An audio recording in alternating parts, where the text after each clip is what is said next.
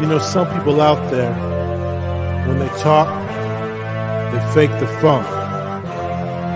You want brutally honest? Well, if you want brutally honest, look no further than CG Ruthless Sports. CG Ruthless. CG Ruthless Sports. CG Ruthless. If you want your sports talk to be brutally honest, come check out CG. CG Ruthless. If you're not watching CG Ruthless, I don't know what to tell you. Representing the Niner Empire. CG Ruthless.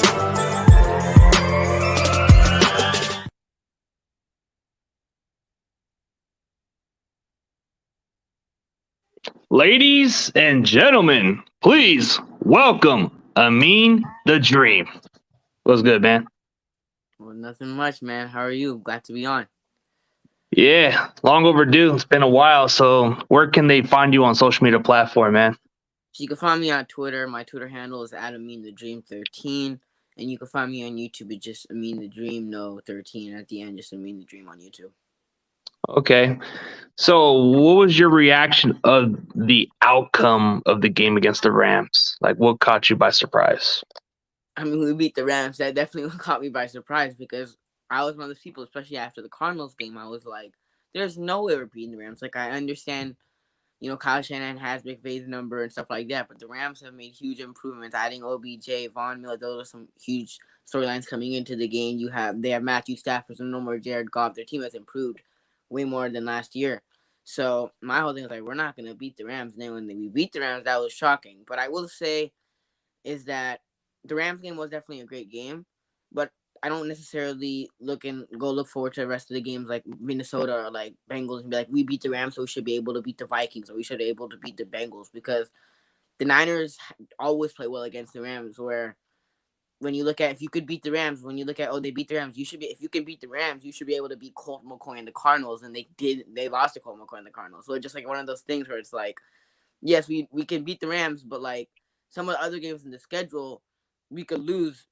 I mean, that's just the way it is, because the Niners play good against the Rams, but like just when we lost the Cardinals, it's just one of those things where it's like, so you guys can beat the Rams, but you guys lose to Colt McCoy and the Cardinals, like. Yeah, it's kind of head scratching. Like maybe that loss to Arizona kind of gave us a piss off mentality. Maybe we were just waking up with a different mindset. Maybe the fact that the Rams lost to the Tennessee Titans, if they thought losing to the Titans was worse, I guess losing to the Cardinals that had no business to beat us was embarrassing enough to piss us off. So I guess both teams came up pissed off, but one of them came up with more of an like a anger. Like sometimes the one that has something to prove or something more to prove it and nothing to gain at this point is the most dangerous team. So I guess when you found out about that matchup, it was like shocking. I would have thought, hey, maybe we'd be lucky to play a decent game because we always play the Rams well, but I didn't think in some way we would blow out the Rams on a Monday night, which I've seen in the past. We've blown out the Rams before on a primetime game when it comes to a Monday Night Football game. Like, remember that time Aaron Donald lost his cool and threw his helmet down? Yeah. One of those kind of situations. I was at that game. I think that was like my first or second Niners game that I went to. So I was at that game. Yeah, and then there was a game where I was at a Thursday Night Football game where this game was like where Brian Hoyer was our quarterback at that time, and I was at that game for a Thursday night game, and it was a little bit closer than what people kind of gave it to. And then I guess it doesn't matter how good or bad we are, the Rams are always going to play a close game no matter what. So it's like, but what caught me by surprise is Shanahan hasn't like stuck with what he stuck with throughout the season, and that was kind of a shocking that he finally got to do what we were supposed to expect: run the ball a little more, be creative on the offense. Now that we have a chance to redeem it, what do you feel about this matchup against Jacksonville? I know some people are looking like, oh, we're gonna blow the brakes out of them in Jacksonville. I don't know. It can be a trap game. What do you think? Now, I'm one of those people that I think we should be able to beat Jacksonville. I don't know if it's going to be a blowout because I don't have that much faith in the Niners. Like, we could blow out the Jacksonville Jaguars. But here's what I will say, is that I think we can win this game. I don't think it's going to be close. I think we'll win by double digits. Because, I mean, like, if you look back at the first game in Detroit, people are like, oh, it's a 10 o'clock game. Kyle Shanahan and his offense, whenever he coaches a team or he was offensive coordinator, his team scores less than 20 points. And until up to that fourth quarter, we were blowing out the Lions. Now, 3 games coming into before the season, 3 games that I thought we were going to definitely win were 3 dubs on the schedule that I looked at were the Detroit game, obviously this game against Jacksonville, I think we're going to win, and then Houston. I thought those 3 games are easy wins for the Niners. Now, I understand the Niners have lost to teams like the Cardinals, but the Jacksonville Jaguars are not even close to being the same caliber as the Cardinals or some of the teams that we've lost to, that we should have beaten. So my whole thing is I think the Niners are going to win this game. The Jacksonville Jaguars aren't a good team. You see Trevor Lawrence every single play running for his life, trying to make something happen, forcing throws, throwing interceptions, stuff like that. So I think this should be an easy win for Niners. I understand, it's a 10 o'clock game and all that, but the Jacksonville Jaguars aren't a good team. So Yeah, but when I look at Jacksonville, the only thing they got going on is their running game, is their running back. Like James Robinson is like their best player. Defensively, they've kind of made some significant improvement the last couple of games, and that might be the only concerning factor. But if we keep on doing what we did against the Rams, then it could be a different outcome. It could be a similar outcome, but I'm not overlooking opponents because it's any given week. Because look what happened to the Buffalo Bills. Buffalo Bills were the better team in the AFC, and then they played Jacksonville, and Jacksonville just made them lay an egg or something. So it's like, yeah. Here's what I will say about like the Bills. The Bills were like super. They were winning. They were like on a win streak. They came winning, beating the Chiefs, beating good teams. That game wasn't like that much. And they thought they were gonna win it. And it kind of meant more to the Jaguars. Where with the Niners game, it's like the Niners want to make the playoffs, so they need this victory. That's like it's kind of like one of those games where like they need to win this game in order to make the playoffs and have a chance of making the playoffs. So they're definitely gonna play well. I mean, Jacksonville, they do have their defense has been good, but one thing that they still aren't that good at defensively is stopping the run. Jonathan Taylor last week had 21 carries, had 116 yards, and like had a touchdown. So they cannot stop the run whatsoever. And if we can run the football effectively like we did against the Rams, I think it's going to be ugly. yeah, it could be. But what's your thoughts of Elijah Mitchell? Could not play this week, or is there a good chance he could play because he was practicing with a non-blue contact or something like that? I mean, I hope he plays because he's a huge part of our offense this year. You look at Mostert, he went down. You look at Jeff Wilson Jr. Obviously, he had the injury before the season and training camp, and then he's still recovering. He's still getting back to his normal form. The Niners are depleted at running back. Even yes, I understand we have Trey Sermon, but like we're not even using Sermon for whatever reason. Kyle Shanahan decides to trade up for Sermon and decides not to put him on the field whatsoever, and not even give him like a carry. Like, I don't even know if he had to carry the whole last game. So, like, Trey Sermon, I don't even know if Kyle Shanahan's going to use him. Hopefully he does if Elijah Mitchell doesn't play. But Elijah Mitchell's a huge part of our offense.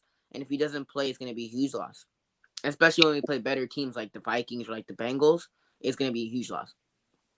Yeah, but at some point, we got to play Trey Sermon at some point. I mean, there's got to be some tough yardage that he can take. I mean, I know that a lot of it may question, maybe he's in the doghouse or something. Maybe there's something we don't know about practice that coaches are not really convinced about Trey Sermon. But maybe the healthier Sherman gets throughout the season, and maybe if we can get that push to the playoffs, then maybe that's what we can use Sherman for, because he's been like the hot type player later in the season.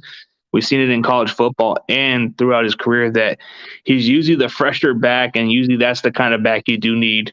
But I'm hoping we can start using this guy. I feel like his skill set's pretty good, but I don't know what the coach staff is doing. They're not really using him. Elijah Mitchell and Jermichael Hasty and Jeff Wilson are just above him on the depth chart now. So it's kind of mind blowing that you trade up to get this guy. Yeah. So, what's your thoughts on Aaron Banks? For some reason, you get this guy, and you would expect him to be a starter, but he's making progress, or he's barely getting any snaps. It's ridiculous. It frustrates me because like the Niners usually first and second rounders, you should be able to have a higher percentage chance of getting good starting caliber first and second rounders than it is drafting a stud like in the 5th or 6th round.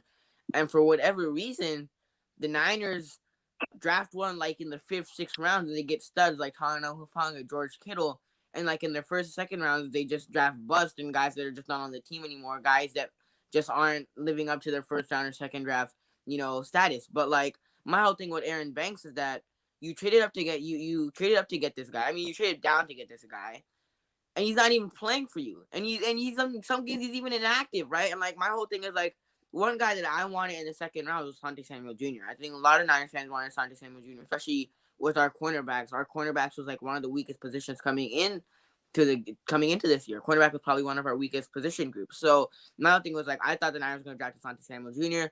They traded down with the Raiders, and you draft Aaron Banks. He's not even playing. And some games he's even inactive, so he doesn't even get to see the field. He doesn't even put on the pads because he's inactive some games this season. So it just gets on my nerves. I mean, I honestly think he's probably going to be another Joshua Garnett. So Yeah. And the thing that's kind of crazy is Jalen Moore is actually getting more snaps, and he's a 5th-round draft pick. So it's like this guy can play the tackle, or you can move him to guard also, and he would be a very good versatile player. It's like you said, there's a lot of these late round guys who are actually outplaying. Like Abry Thomas, we picked in the 3rd round. He's not even getting nowhere. Diamo de Lenore, for example, is actually doing a lot better than what Abry Thomas is doing. And it's kind of like the way I don't know if it's got to do with John Lynch's early draft picks or the fact that Adam Peters finds those good players in the late rounds. I mean, I think it's Adam Peters, right? Because like it's kind of funny to me because like it should be easier for you to find good first and second rounders. And like the Niners, it's like the Niners could pretty much have a great draft every single year if they could just hit on their early picks, because they do pretty darn good on their later round picks. You look at some of the guys we've gotten, you look at like Hufanga, you look at Jalen Moore, who's pretty decent. Hopefully he can develop. But like if you look at the early round picks, the early picks is like we just can't hit on those for some reason. And if the Niners could hit on those, we would have a pretty good draft pretty much every year. But for some reason, Kyle Shanahan and John Lynch can hit on their early round picks. Yeah, they just don't find it. And forget about getting running backs early. If you can just get one undrafted or late round, why even bother? And then cornerbacks, you need to get one in the 2nd or early. Oh, let me say, hey, what's up, Bay Area baller? David McNew, what is up? And touchdown and tight ends. Hello, ladies. Let's see. I think Gavin was asking this interesting question. Whose stock is going to rise this weekend? I'm hoping it's Ayuk, because if Ayuk steps up and plays consistently, I would like to add a bonus with his boy Juice. Maybe we can mix up the plays on the Jaguars, but I think Ayuk has to step up because I think they're going to have Shaq on Debo, and they're probably going to figure out ways to take him out of the game. But I still think Debo's going to be a factor. But I'm hoping to see a lot of Ayuk and a little bit of Jennings, one of those two. Well, I mean, I don't know who's going to be starting running back with Elijah Mitchell out. Yeah, Jeff Wilson could also be one, but I don't know who's going to be starting running back with Elijah Mitchell if he doesn't play. But whoever's starting at running back, because the Niners are going to run the football, especially with how bad the Jaguars' defense is. Whoever's going to be the starter, whoever's going to get majority of the carries, his stock is going to rise to see, because the Jaguars' defense is already bad at stopping the run. And the Niners, especially what we saw last week, if they continue to run the football and pound the football down people's throats, then I think whoever's starting running back, their stock will rise. Yeah, I will agree with Bay Area Baller 18 is saying. Jeff Wilson could have the rise because he's coming off an injury, and the fact that Elijah Mitchell might not play, it's going to lead to him getting some more of the carries. So I will definitely agree, but I think the rise of the player who would stock up more is Ayuk, because I know it's going to. Ayuk's also a big one because like Ayuk, he's been getting more involved pretty much every game since I think it was like the Cardinals game. Since the Cardinals game, even the Bears game, he kept getting involved more and more and more, and you see him getting more targets, you see him getting touchdowns, you see him getting more yards per game. So he's getting more involved in the offense, and I think it's probably something with Kyle Shanahan and Ayuk, which was kind of ruining the whole situation. But I think I heard like Ayuk said sorry to Kyle Shanahan, they worked it out or something like that. So Ayuk has been getting more involved in the offense, so I think he's going to have a good game against Jacksonville. Yeah, that's the one guy that's going to have his stock up rise to me. Of course, that's going to be Jeff Wilson, but on defense, who I think is going to have the one with the most rise up. I mean, if he keeps on playing the way he's been playing consistently, I know besides Bosa and the rest of the guys, if Arden Key could just do what he did, then maybe I can consider him as the guy who can stock his rise a little bit. I like what I've seen out of him the last 2 games. Yeah, I see some effort. I see some effort and a little bit of consistency effort. Maybe they give him some more snaps over Jordan Willis, and I don't know. Ebicom has kind of been an up and down guy, but I do like what I see out of Arden Key a little bit. So he could be the guy that rises up a little bit, because he's actually kind of made some significant improvement those last two games, and he was able to bull rush a little effectively. And I know Bay Area Bull is talking about it. He's hyping this guy. Yeah, but I remember before the season, he was a huge Arden Key guy. Yeah. Oh, so. And speaking of Ebukam, man, Ebukam, like, you pay this dude money, and like he's like, guys that you got for cheaper, like Arden Key are doing better than Ebukam. It's just like same thing. Like these Niners are not hitting early in draft picks, getting guys that you sort of overpay for, and then they just don't work out. Like even Armstead is super overpaid, and like I think he only has like a two sacks this whole entire season, and you're paying him like $80 million, like. The Niners overpay for some guys. They hit on some little execution, like mistakes that they make in free agency and the draft. Kind of it frustrates me a little bit. Yeah, it does. Especially when this guy hasn't performed to expectation. But the fact that all it took was one of his best seasons, and then he was able to get his big payday. And then that's the one thing I've looked at. The fact that Armstead got a big contract, I've always thought of him like this guy needs to have the best talent around him to succeed. Because if you take away all that talent, he's barely average or at least below at the least. It's like I've seen this guy play this game before, but when you have Buckner, the guy did it with lesser talent alone too, and he was still effective. And the fact that we paid the wrong guy, that still haunts me, but I know a lot of our fan base says we got to move on, and it is what it is. But when I look at all these other players, we got our boy Riona. Yeah, but like I think that's the main factor is our defensive line. I mean, our secondary may not be flashy good, but as long as our edge rushers can really get to that quarterback and create the pressure, that's what makes the difference. And the fact that I hate to say this, but Jimmy Ward's actually stepped up quite lately. He's been stepping up, making a difference. And it took this guy like 6 or 5 years to finally get another interception. Like, wow. Yeah. Like out of this worst week, it had to be the time where I actually gave him a pep talk, and maybe that's what got him off a little bit. Maybe he just looked at the entire. I mean, I don't know if you saw the Grant interview with Jimmy, but he started talking crap about Matthew Stafford, and he backed it up all on Monday. But like you talked about Eric Armstead, my whole thing, two players on the Niners. Obviously, we know about Jimmy Garoppolo, but like the whole thing about Jimmy Garoppolo and even Eric Armstead is that like Eric Armstead, you look at his sacks and his total stats before Nick Bosa was there. 2 sacks, 2.5 sacks, 1.5 sacks. He's not putting up great numbers, and that was with Buckner. You had Bosa and Buckner and Armstead in the equation. He has one great season, like you said. And like you pay him $80 million after having one good season. That's because Nick Bosa and DeForest Buckner were getting pressure, and Eric Armstead would get the sack. It wasn't Eric Armstead creating pressure. If Eric Armstead could create pressure effectively by himself, we would see it the seasons prior, but he didn't. So my whole thing with Eric Armstead is that like you paid him so much money because he had a good season. Same thing with Jimmy Garoppolo. Jimmy Garoppolo had won you 6 games. Now I get it. Again, there's 5 games into it, and that's what it was. 5 games. Okay. I think it's 5 games or 6 games, right? 5 games. He wins you 5 games, and you decide to give him $100 million contract. $100 million contract after he wins you 5 games. Like, that's insane to me. Instead of franchise tagging the dude, you decided to pay him $100 million because he won you 5 games at the end of a meaningless season. You were not going to make the playoffs, and he wins you 5 games. You decided to give him $100 million. Dak Prescott got $100 million after multiple seasons, taking the Cowboys to playoffs, winning games. Now, obviously, the Cowboys this year, they're dominating, but like Dak Prescott didn't get a contract for rookie season. Like Dak Prescott got a contract after multiple years of him proving himself. Then Jerry Jones was like, you know what? I'll give you the contract. I think you deserve it, and I think you live up to the contract. But Jimmy Garoppolo, he wins you 5 games, and you decide to give him $100 million contract. Same thing with Armstead. One good season, and you pay him $80 million when you could have given that to Buckner, who's a top 3 defensive tackle in football. Yeah, that's the one questionable mark that I always looked into. It's like, okay, I get but I looked at Armstead's performance like before the 2019 season. All you saw was he barely produced a single sack or 2, and then you wouldn't see much of him. It's either he would take the double team, or he would be a solid run stopper at best, but he was never the kind of guy that would get you the sacks unless you give him the best talent around him. And I noticed the difference with Armstead. Armstead was able to benefit with the better defensive line talent.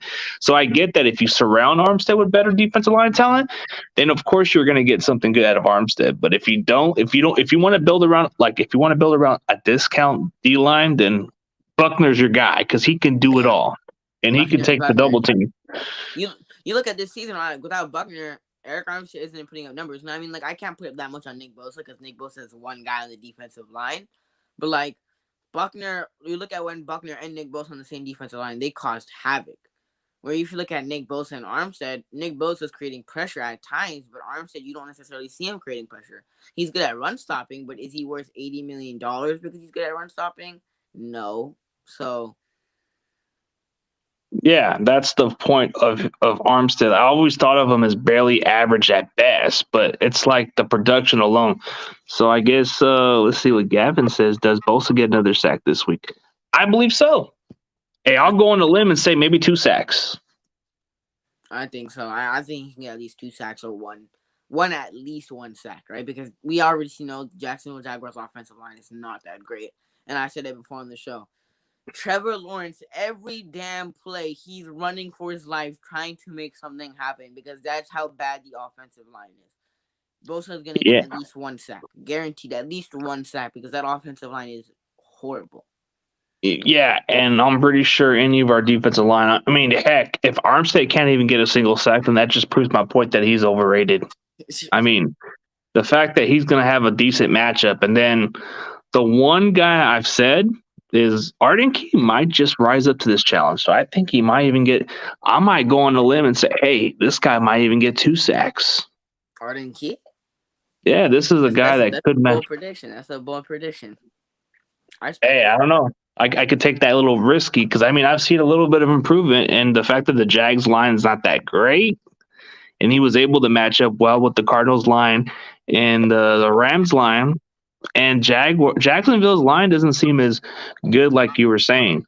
So I think if Arden Key keeps on doing what he's doing, that's the one X factor I can see happening. I know Bosa's probably going to get most of the attention, but I think Arden Key's going to probably be the guy that just sneaks in and makes a play or two. Armstead does a good job on run stopping. We should be playing him inside. That's the one problem I have with Armstead is you're playing him at the end spot. That's not his thing. You inside is better. You put him at D tackle inside, right? But my only thing with Armstead is that I don't think he's overrated. I think he's overpaid. And that's why I feel like that's where I get upset. It's like, even him inside, right? He's not worth $80 million inside. The only 2 guys that I'm paying $80 million to, 3 guys, defensive tackle-wise, are Chris Jones, Aaron Donald, and DeForest Buckner. Those are the only 3 defensive tackles that I'm paying $80+ million to because I know I can get productivity from those guys. And I know those 3 guys are going to live up to their contracts. But Eric Armstead, I definitely agree with that. Whoever said that comment, he should be on the inside because he's just not good defensive. And especially when we go up against mobile quarterbacks, he's getting run by so many times. Like, he can't contain a quarterback. He's not good at that. He can't contain a quarterback. Put him on the inside. He's good at run stopping. And I definitely do agree with whoever said that they should put him inside defensive tackle, not on defensive end. But I do think he's way overpaid, even if he played defensive tackle. Yeah, it's just like I've noticed the way we had to deal with mobile quarterbacks. Sometimes they even put Armstead at that spot. And I'm like, what the hell are you doing? This is probably why we're not able to get to the outside contain because Armstead is too slow and he's not going to be effective. Yeah. Maybe you put in somebody like Ebicom or Arden Key who are capable of handling the outside pressure area, or Jordan Willis who's got the speed to at least stop the plays. I would put Ebicom on that because Ebicom is fast. That's why I thought we brought him in, right? Because Ebicom is fast. He can get after the quarterback. He can help you contain mobile quarterbacks. But instead, you're putting Armstead on the outside to contain Russell Wilson and Kyler Murray. Like, really? Yeah, that's the one questionable mark. And then the fact that we just signed or we just traded a guy from Houston, I'm wondering if we're going to even play this kid. I don't even know if he played a single snap this game. I don't think he played a single snap against the Rams, or at least I didn't see him play a single snap against the Rams. Yeah, I'm kind of intrigued what they're going to do with him. Is he just a dead body, or are we just going to eventually play him? Because maybe it has to do with him catching on to the playbook, and that's probably the only reason. Maybe that is, but I don't know if he's not really that. My whole thing is he's probably a depth piece. He'll get some snaps. Hopefully, I hope he gets some snaps. But like, I feel like the Niners just brought him in for depth. I don't think they're gonna play him as a starter. I just think that's just a depth guy. Yeah, I think so too. And then, like, okay, for our matchups against Jacksonville, it should be a no-brainer to play like the way we were playing against the Rams, but we got to at least be able to get to the quarterback. And I know Trevor Lawrence, from what one of the YouTubers I was talking to, she said that he hasn't really like made like turnover mistakes except for the fumbling part is the only issue with Trevor Lawrence. She said like the interceptions were down a little bit, but when it comes to him holding on to the ball, that's been his issue is the ball security. So that I mean, might be the one thing. Trevor Lawrence has 8 touchdowns and 9 interceptions this season. In some games, he's not looked good. Even in like Houston game against Houston, first game of the season, throws 3 interceptions. He does have the touchdowns, but obviously Houston's a bad defense. But pretty much every game, I think, pretty much every game except for like 2 games, he's throwing an interception. Pretty much for like Yeah, every single game, he's throwing an interception. Outside of like maybe like 1 or 2 games, he's throwing an interception pretty much every game. yeah. Hopefully he can. I mean, I think he might throw a couple picks because I've seen his plays, but I think as if the season goes on, he might just start improving down the stretch. But I think against our secondary, I think we're getting hungry and we're looking to get the ball. And if What? If Jimmy Ward shows out again, then hey, I'll eat my words and admit what I was saying. If I'm Trevor Lawrence, I'm throwing it to Emmanuel Mosley's side because Emmanuel Mosley can catch a pick if his life depended on it. Okay, like he should have caught he should have at least like 2 or 3 interceptions this season. You could look at the Colts game, he should have interception. You look at last week against the Rams, he should have interception. He cannot catch if his life depended on it because he had so many chances to get an interception and he just can't catch him. He can't haul him in, and it frustrates me so much.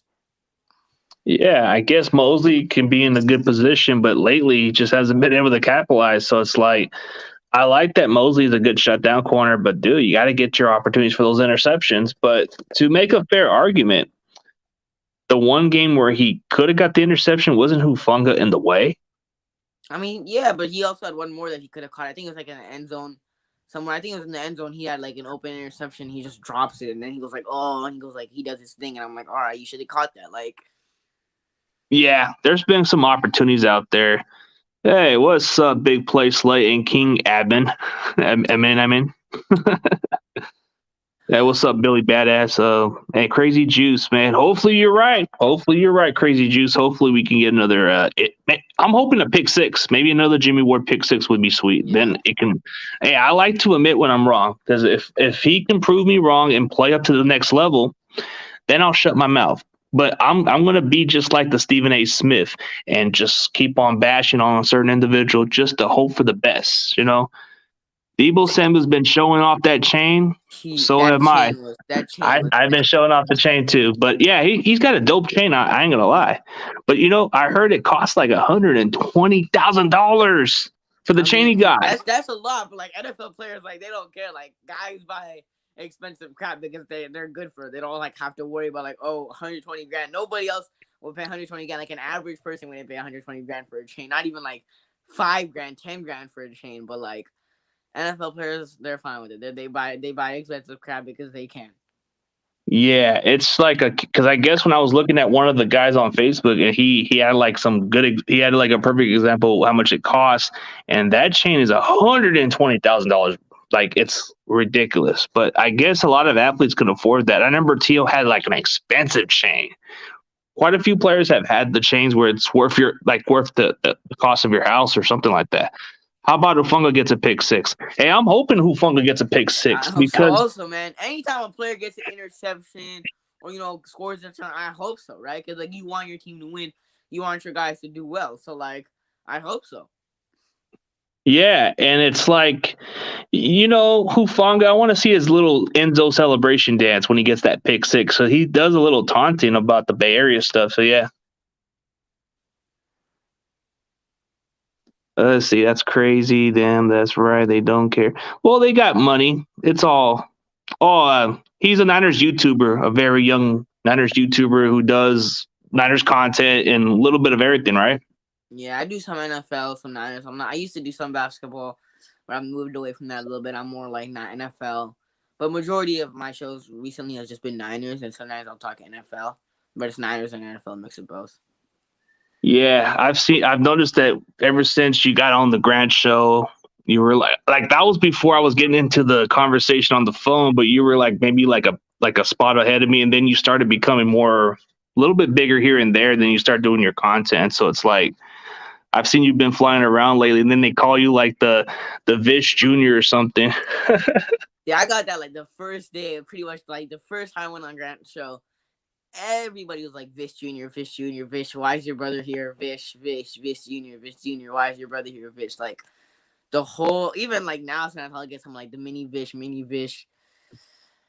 I mean, I'm not even close to being good as Vish. Okay, like Vish is a legend. I'm happy to be called Vinny Vish because I appreciate it. I'm not even on the same level as Vish. Vish is another level. Major respect to that guy. Yeah, there's just plenty of like I guess the comparison is kind of like it's kind of like it's a compliment, but hey, I don't want to be nothing like them. I want to be my own person. So it's like you look at different people's persona and all that. This guy, for example, has his own persona, but I want to do it my way. You know, I want to do it with the different content and actually interact with other fans. So it's like I like to be able to build a community. And whether you're a fan of a different team, I can care less as long as we can all agree on football terms and we can all come into a good agreement. Like, for example, that Jags girl, she was cool. She knew what she was talking about, and I acknowledged what she was talking about because she even played in the women's league football, and then she played in some lingerie football league too. But she does like articles, so that kind of gets my attention. That hey, that's interesting. That's impressive. Usually, you bring in some regular guests, and some of them don't even put the time for that. But she does that consistently. Puts on a good article, just like Rona does articles, but he doesn't do his channel, so he kind of has a good way of putting his article out there. You know. Yeah, here's like the whole thing about like the channel is that like it takes time and like you have to actually like invest in your channel because you got to post the streams, you got to schedule the streams, you got to get the guys on. It's like it's you right on articles like Runa's articles. You should check them out on si.com. Okay, dude, you should go check out his articles. But like the thing about YouTube is that you got to do all that stuff. You got to make sure the content is consistent. Remember, like articles, you whenever you want to write an article, you could go ahead, sit on your computer and write an article. But with YouTube, if you're not consistent, you lose subscribers, you lose views and stuff like that. So you gotta be consistent with YouTube. Yeah, I know that some of them put all the grind, but for me, if I see something recently, I'll just post it. I make it short and simple, and that's where the views kind of add up because nobody's going to want to watch a long video. Like if I just put a 1 minute or 2 minute video of my time, they're probably just going to be intrigued by this news. And plus I put in the thumbnails, and some of my thumbnails are actually kind of been the only reason why I've actually been able to get maybe about three to 400 views at times. You know, sometimes if it kind of because they always told me it's got to be the thumbnails and it's got to be the title of it too, so it can be a quick search engine and all the stuff. Before that, when I first started my channel with that, it just showed my face and nobody wants to watch that, so I had to figure out a better way to put in a thumbnail, and that's where people got interested in it, you know. Mm-hmm. Have you learned that how they do that? Like at first I was like thinking, how you put a thumbnail, you know, because I'm like new to this channel type of stuff, and then everybody said you got to put a thumbnail. That's what people like. I mean, the thumbnail is a huge part, right? Because the thumbnails, if there's an intriguing thumbnail, people will click on it and they will see and they'll get intrigued. They'll see like, yo, what is this? Let me check this out. The thumbnail is a huge part. Like some of my videos, I actually go spend time, you know, go do my editing, make thumbnails for the videos because like the thumbnails are a huge like part of the video, and if your thumbnail is interesting, people will just come and click on it and like see like, yo, what is this, and check it out. Yeah, that's what some people have told me before. Like they say it's not because your content is whatever, it's because you don't have a thumbnail, you don't have a title of it. If you don't put a title into it, then nobody's going to be able to search it. But if you can get like if you put in the perfect title of your channel with the video itself, like if you put in breaking news or something will mix up in between, or just put in a thumbnail of the traffics, it will show you the amount of people checking out your videos. So when I had that Totally No Hufunga video, it had like a huge traffic of 11,000 views. So, and when you look at the article of Niners Nation or something, some article, it pops up on my video. So it shows it a Hufanga video, like a 22-second video that I just happened to just take and just put it in my channel. But the one that I've actually had the most views with an NFL content was the Haha Clinton Dix, which is like football related content, which was like about 12,000 views. But if I had to tell you which one was my most views, it had to do with wrestling content, and it had like 130,000 views with that Jim Cornette video. But it gives you the traffic, so that's what people like, different titles. So I've learned a little bit different, you know. Mm-hmm. So we can debate about like the outcome of the Jaguars. What do you expect from this Niners and Jaguars game, and what's your score prediction? I think if the Niners run the football effectively, which I think they'll do, I think the Niners are going to win this one. I think it's going to be like 27 to, let's say, 27 to 10. Or, yeah, 27 to 10. I think the Niners win this one. I think the defense does play well. The defense is something that I'm concerned about. And the Jaguars' offense isn't that good, so I'm going to say the Niners win 27-10. If the Niners can run the football effectively, I think the Niners win this game. Yeah, personally, it wouldn't surprise me if we dominate them. But the fact that we're coming at the moment of beating the Rams. Sometimes on this type of short week, we're going to go on East Coast, which we've done well. It wouldn't surprise me like the score you just said. But I'm gonna play it safe and not get overlook them, because the fact that the Jaguars have actually kind of played a little bit inspiring, that kind of concerns me a little bit. So I say we do win by a touchdown at least. You know, we win by 7 points. So it's like it may not be the best performance, but sometimes these ugly performances kind of determine whether you're good or not. And sometimes it's not the way you finish. It's not how you start, it's how you finish. Sometimes these kind of games come out ugly. So yeah, I think we have to fight on our heads, and the Jags defense is playing well. So that's the one thing that most of our fan base needs to know. Don't overlook the Jaguars. They played 2 good games. They beat the Bills. They played a lot close against the Colts, which we didn't play that close. We got our butts whooped. But still, we can't overlook them. But I know that some of our fan base is very confident, which I do appreciate them for being this confident, because I have to be as realistic as I can be. Until I see this team play consistently well, then I'll believe in the hype as it is. But I got to play it safe and say, yeah, we'll win maybe by a touchdown. But it wouldn't surprise me if we're in a trap game. But if we blow them out, then, hey, that's a great feeling. But we can't overlook the next opponents. I mean, we can't overlook any opponent, because we obviously know the saying, any given Sunday. And the Jaguars have pulled some upsets, like obviously against the Bills. But this is a must-win game for the Niners if the Niners want to make it to the playoffs. And my whole thing is, like I said, like, we look at the first week, the Niners are coming into the season. I was like, the Niners are going to win 3 games, guaranteed wins. Detroit, Jacksonville, and Houston, because all those 3 teams are rebuilding teams. They have to, all 3 teams are rebuilding teams.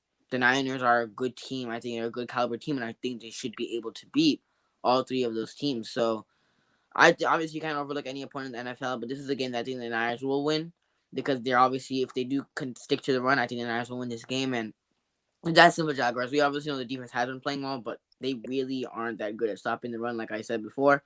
So if we can run the football down their throat, I think the Niners win this game.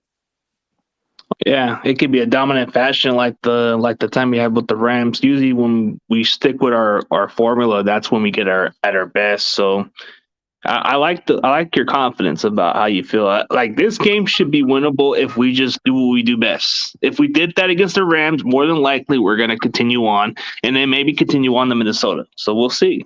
But we got to definitely get on a good mindset and know that, hey, Jacksonville may have looked good the last 2 games, but we're coming more better. We're coming more different. So we're probably going to come with a different game plan. And they're going to expect it. So they know that Debo's our weapon, but we got to use a lot of Ayuk.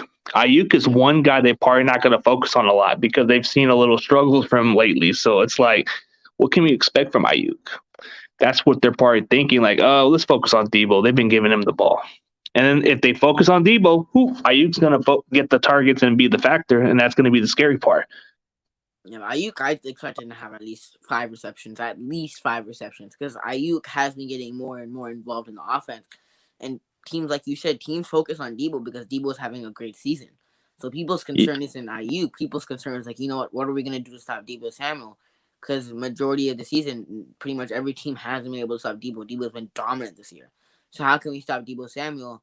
And Ayuk, I expect him to have at least 5 receptions because I don't think teams are focusing on Ayuk, and I think Jaguars will be shocked by Ayuk. Yeah, they would because they didn't see much out of him. And then the one thing that's kind of been quiet lately is George Kittle. George Kittle's been a factor from time to time, but he's barely coming out fresh. So it's like I know our running game can be as good as it is. Like for the Jaguars run defense, they got some holes there, so we can be able to exploit them a little bit. So Yeah. I feel like this game can either determine whether it's a close game or a blowout, one or the other. Yeah. I know for most of us fans, we want to expect this to be a blowout fashion, but hey, I gotta make sure this is a perfect game plan to where I feel this confident. The Rams game to me was more like, man, we already knew them and we play them all the time. So it Yeah. seems like this was like a little surprising, but not as much because we played them. Jacksonville, we played maybe every 4 years, so that's a Yeah. different kind of Jacksonville, we opponent. don't play that much. We do not play Jacksonville at all. So it's like one of those things where like, oh, we're playing Jacksonville? Like, damn, I haven't seen Jacksonville in a long time. But like, it definitely, we haven't played Jacksonville. That's also a factor. But if this was like a good team, if Jacksonville was like a good team like the 2017 Jaguars, where they were Saxonville and they were a good team, I'd be concerned a little bit. But Jacksonville Jaguars are rebuilding. So that's also another factor to take into consideration. But either way, I think the Niners get it done. I think the Niners go 5-5, and I think they get the W. Okay, man. So I know appreciate you on the show, man. I know you got to get going pretty soon at 12:50. It's a good timing. Actually, we're getting past that 40-minute mark since that's all good. But give me a final conclusion of where they can find you, and then just tell us why we should feel confident about this team. So you can find me on Twitter at Amin the Dream 13, and you can find me on YouTube at Amin the Dream. And like I said, I'm confident going into the Jaguars games because the Jaguars are on a good team now. Looking forward to next week against the Vikings. That game could go 50-50. That game could go either way. It could be a Niners win or it could be a Vikings win because both of those teams are equivalently good. The Niners are good and the Vikings are good, so it could go 50-50 in my opinion. But I'm confident. We have a pretty decent schedule. Some games that should be wins. If you look at the schedule, like the Falcons or like the Texans, but there are some other games that could go 50-50, like I said, like the Vikings or Seattle. But I'm feeling confident. Hopefully, the Niners can make the playoffs. And I appreciate you for having me on your channel, CG. It's my honor to come on your channel. I know you're a pretty big YouTuber, 2.7K. So I appreciate you for having me on. Yeah, no problem, man. It was long overdue. I know there was a time and schedule where we were going to figure out a time to collaborate, and it kind of passed by, and I was just getting a lot of bigger gas. And then as soon as I started having some extra time, I said, you know what? I know the Dream is doing something good. You know what? I want to get him on the show because I like what you got to say, man. You just put on some good topics and good debates, and I've seen you going on with Eric Crocker, and he's been on your show at times and quite a few other YouTubers. So it's like it's kind of a blessing that you've been able to get a lot of other YouTubers like Rombo and quite a few other big names like Grant Cohn, and he's been able to promote your channel a little bit. So that speaks volume right there. So Yeah, keep on grinding. those are all guys that I look up to, including you. Those are all guys that I look up to, and that I aspire to be like, and have their channels like those guys. So I appreciate you for having me on, CG.